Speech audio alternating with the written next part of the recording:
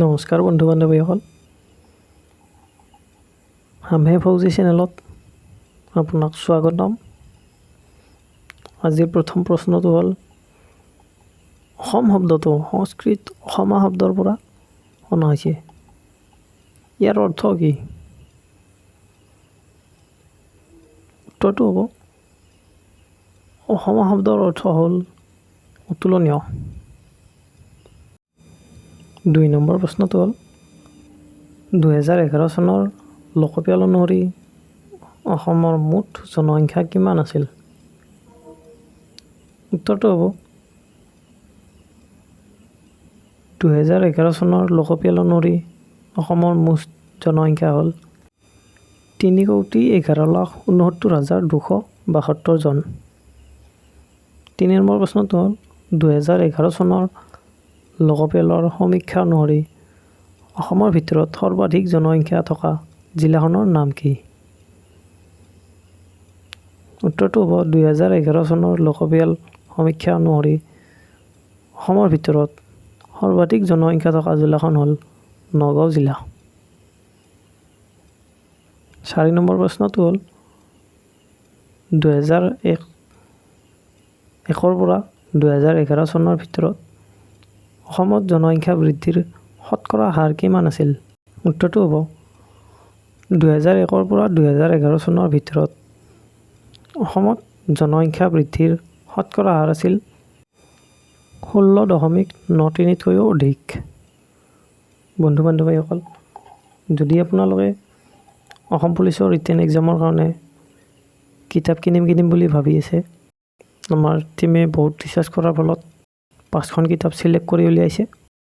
যদি আপুনি কিতাপ কিনিব বিচাৰে বা কিনিম বুলি ভাবি আছে, তেনেহ'লে অতি সোনকালে ডিছক্ৰিপশ্যন বক্সত যাওক। মই তাত সেই 5খন কিতাপৰ চিলেক্ট হোৱা কিতাপকেইখনৰ লিংকবোৰ দি দিছোঁ। আপুনি সেই লিংকৰ জৰিয়তে এমাজনৰ পৰা কিতাপবোৰ কিনি ল'ব পাৰিব। আমি আগৰ প্ৰশ্নবোৰলৈ আগবাঢ়ি যাওঁ। 5 নম্বৰ প্ৰশ্নটো হ'ল, 2011 চনৰ লোকপিয়ল অনুসৰি অসমত শিক্ষিতৰ হাৰ কিমান আছিল? উত্তৰটো হ'ব, 2011 চনৰ লোকপিয়ল অনুসৰি অসমত শিক্ষিতৰ হাৰ আছিল 73.18%। 6 নম্বৰ প্ৰশ্নটো হ'ল, অসমৰ কোনখন জিলাত পুৰুষ অনুপাতে মহিলাৰ অনুপাতৰ হাৰ সৰ্বাধিক? উত্তৰটো হ'ব, গোৱালপাৰা জিলাত পুৰুষ অনুপাতে মহিলাৰ অনুপাতৰ হাৰ সৰ্বাধিক। 7 নম্বৰ প্ৰশ্নটো হ'ল, অসমৰ পুৰণি নাম কি আছিল? উত্তৰটো হ'ব, অসমৰ পুৰণি নাম হ'ল প্ৰথমতে প্ৰাগজ্যোতিষপুৰ আছিল, তাৰপিছত কামৰূপ হ'ল আৰু এতিয়া অসম।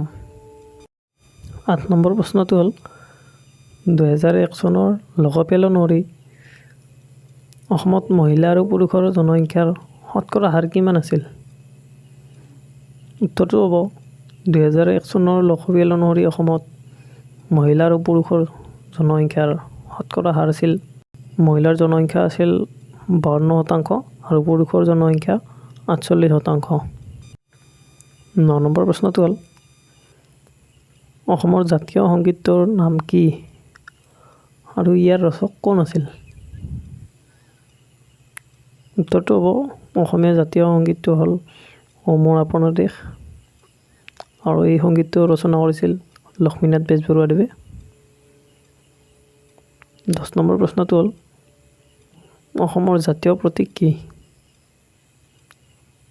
উত্তৰটো হ'ব, অসমৰ জাতীয় প্ৰতীক হিচাপে এশিঙীয়া গঁড়কে জনা যায়। যদি আপুনি এতিয়ালৈকে ভিডিঅ'টো চাই আছে, তেনেহ'লে ভিডিঅ'টো লাইক কৰি দিব।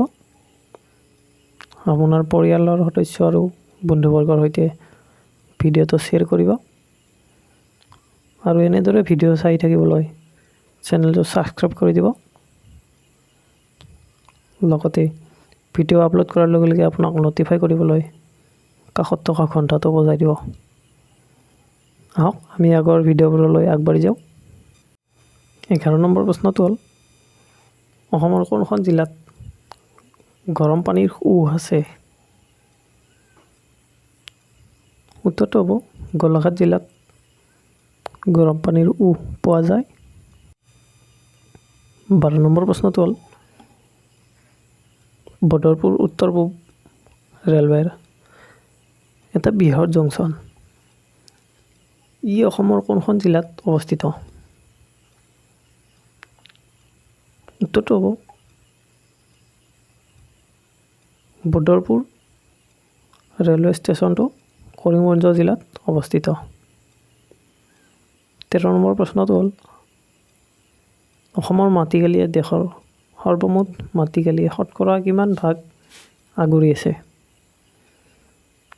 উত্তৰটো হ'ব অসমৰ মাটিকালিয়ে দেশৰ সৰ্বমুঠ মাটিকালিৰ 2.39% প্ৰায় আগুৰি আছে।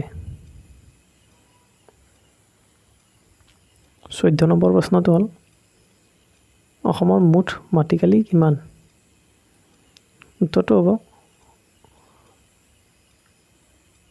৭৮,৪38 বৰ্গ কিলোমিটাৰ প্ৰায় অসমৰ মুঠ মাটিকালি।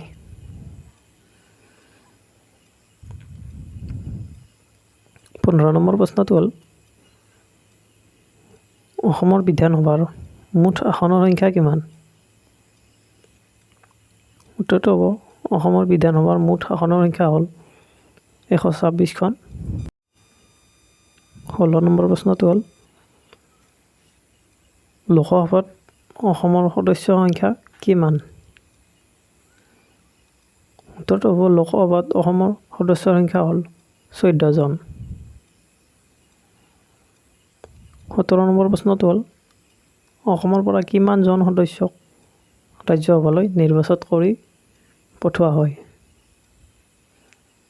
উত্তৰটো হ'ব অসমৰ পৰা 7 জন সদস্যক ৰাজ্যসভালৈ নিৰ্বাচন কৰি পঠোৱা হয়। ভিডিঅ'টো চাই যদি কিবা ভুল দেখিছে তেনেহ'লে কমেণ্ট বক্সত কমেণ্ট কৰিবলৈ নাপাহৰিব। বন্ধু বান্ধৱীসকল, আজিলৈ ইমানেই।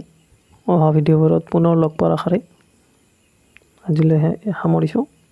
জয় আই অসম, জয় হিন্দ, জয় ভাৰত।